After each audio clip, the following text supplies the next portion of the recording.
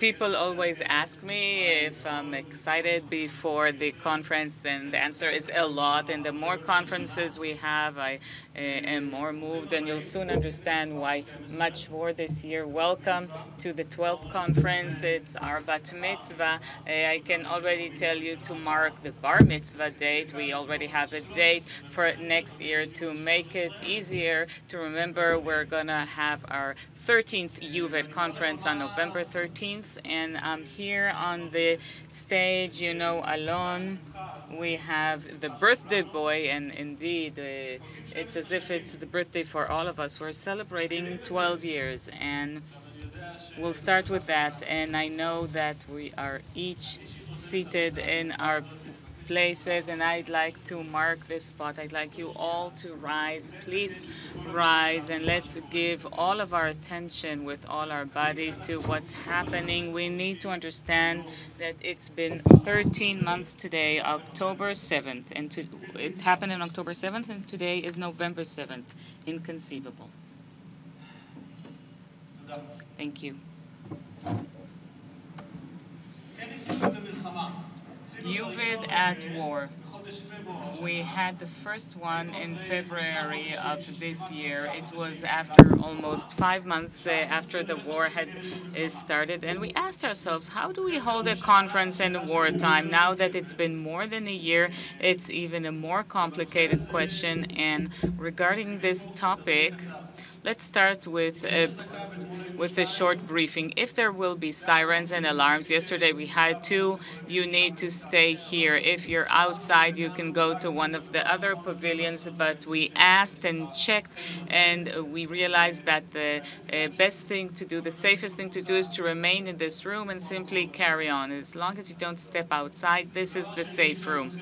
Another thing, when you have a conference in a war, we need to remember, thanks to what we're all here, the regular UVID people, that's the squadrons and the people from the squadrons and those who are in operational duty, for us to be sitting here peacefully. They've been in their car for 13 months now. Some people just left their command car a few minutes ago and are here. Some people really wanted to be here, but they're over there in order to protect and guard us. There are various people on the ground in different areas, so we'd like to thank them all. It's thanks to them we're here.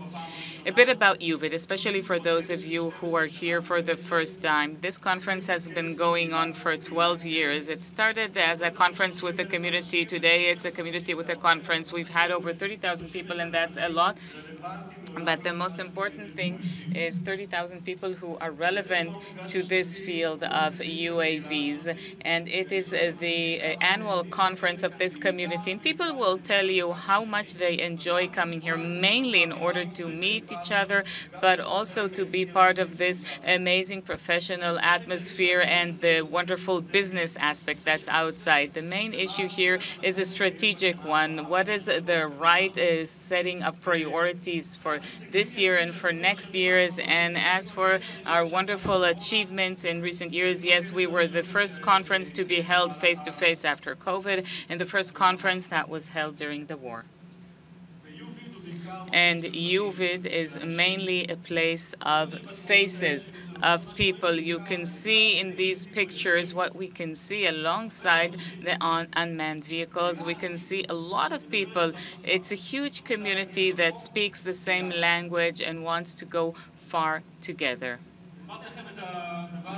So I've told you this, and this is something I repeat every year. UAVs and UAS, this all exists thanks to the people who are here.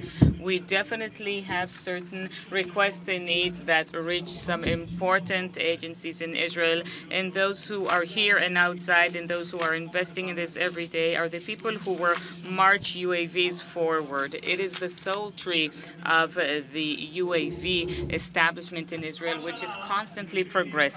Every year, I bring several parts to my talk, and one which is very significant, and I usually summarize it in a paper which you can find in the magazine distributed outside, the Marker magazine. What I understood as part of the preparation process for the conference. Last year, it was postponed from November to February because of the war. So between February and November, we had 9 months to understand what exactly is going on here. So let me remind you, in November, in the previous conference, we asked the question whether a UAV is tactical or strategic. Back then, something kind of didn't work out back then in 2023, and we understood in view of the war that there's no longer a question mark regarding the question whether it is strategic, whether UAVs are strategic. They are strategic. And back then, we said that we have entered a new era. This is the first era of UAVs we have many years, 4 periods. It's been 107 years of drones. The first period between 1917 to 1980, that was the pioneering period. That was not real time. And then between 1981, when the State of Israel introduced UAVs into real time, until approximately 2010, there was a complete hegemony of the Western world and also the involvement of real-time intel systems. And then the third period is a global arms race and also the penetration into the civil sphere following the entrance of the drones, the smaller systems, the civil world developed. And in February's conference, we all agreed that we've started the fourth era in which society, economy, the whole world now understands that UAVs are here to stay, and it has various impact on social areas and impact on the world in general. So we just concluded that we entered a new era. But since February, I've been asking myself the following question. Okay, we understand. We started a period of awareness. We now understand that something has happened around us. We've woken up from this view that wasn't that clear regarding our part, but also regarding the threat and what's happening all over the world and on the enemy's side. But if we're talking about an awakening and an awareness, do we really understand what that means? Are we developing any insights from awakening to awareness? That's the main question we're going to address today. Can we really march? Are we truly managing to march this field forward? And are we indeed awakening? So in February, we had this understanding that something was changing. We talked about the threat that was developing. Now, this threat was known to us for many years. It wasn't new. And we also mentioned the threat of the small drones, the FPV systems that we said are going to change a modern battlefield. We said that in February. These systems on the strategic level are already harming tanks, harming our forces, and we need to treat them not as a small tactical threat, but as a major threat. This headline appeared 4 days after the night of the big attack from Iran.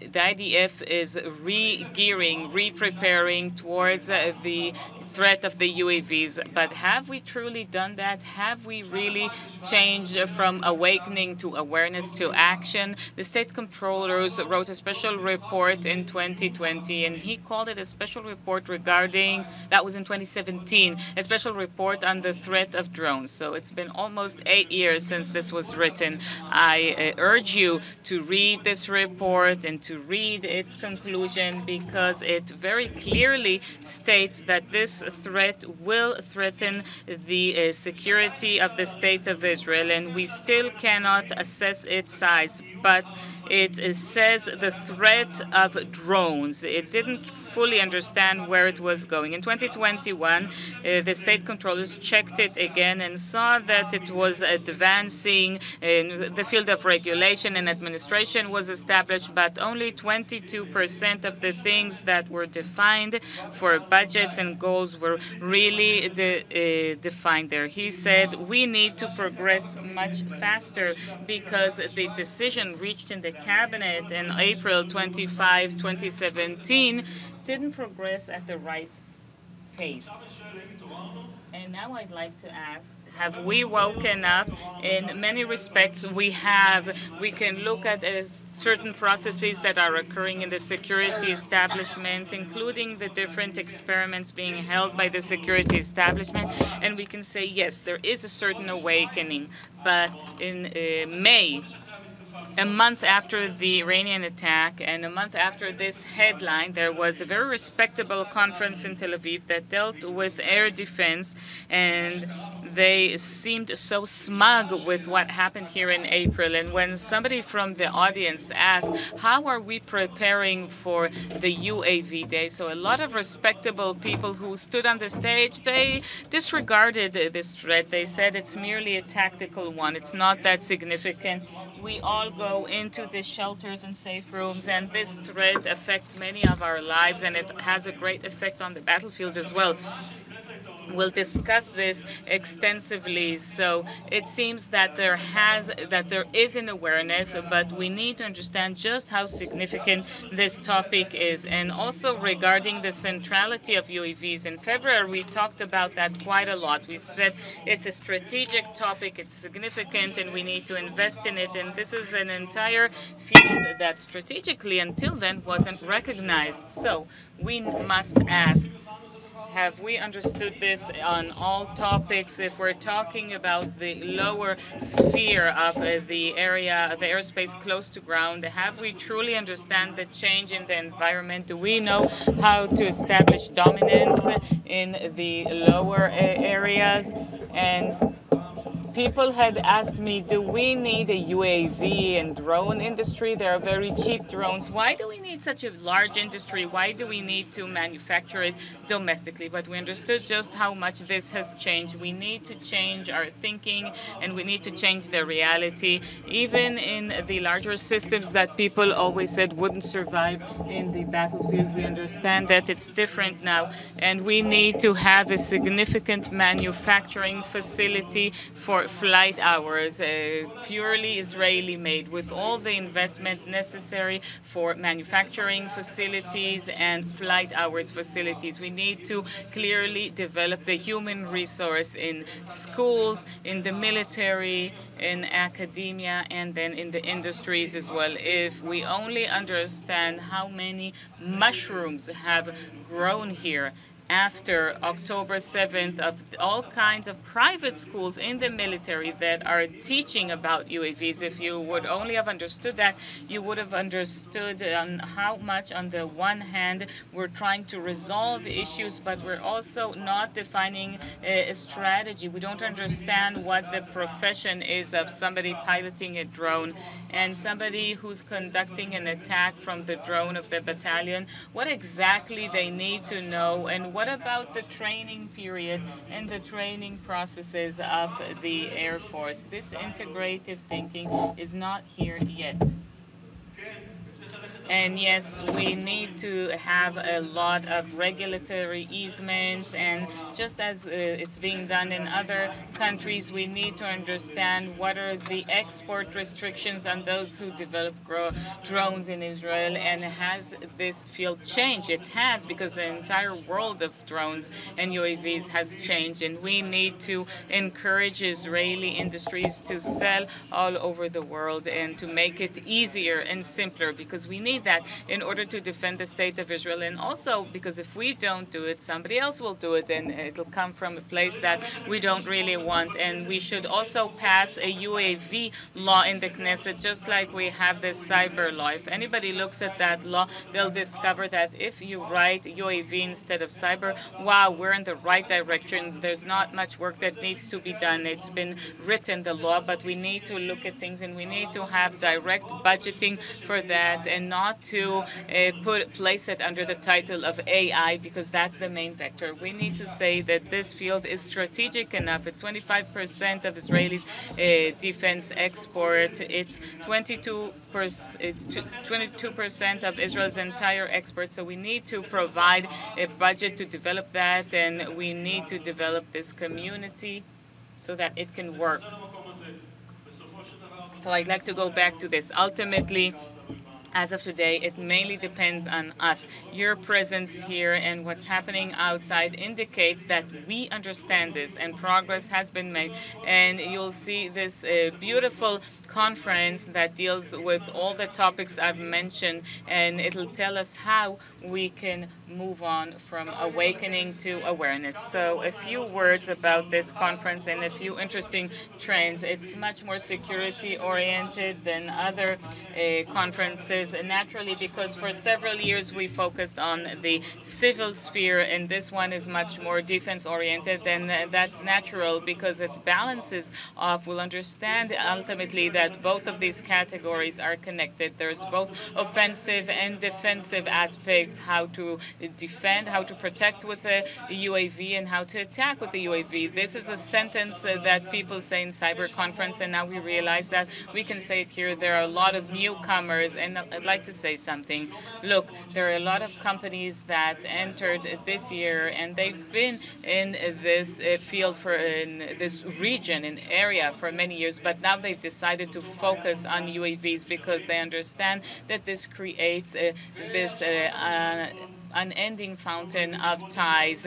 And because we don't have a lot of people from the army here, we have a lot of people from other places, so we're going to sit here all day long in this plenary. The first session, the strategic one, will finish at 11:30, and then we'll continue immediately to the next session that will deal with the lower altitude, and then we'll break for lunch, and then at 2 o'clock we'll return for the concluding session that will deal with various aspects around the challenges, the economy, the investments.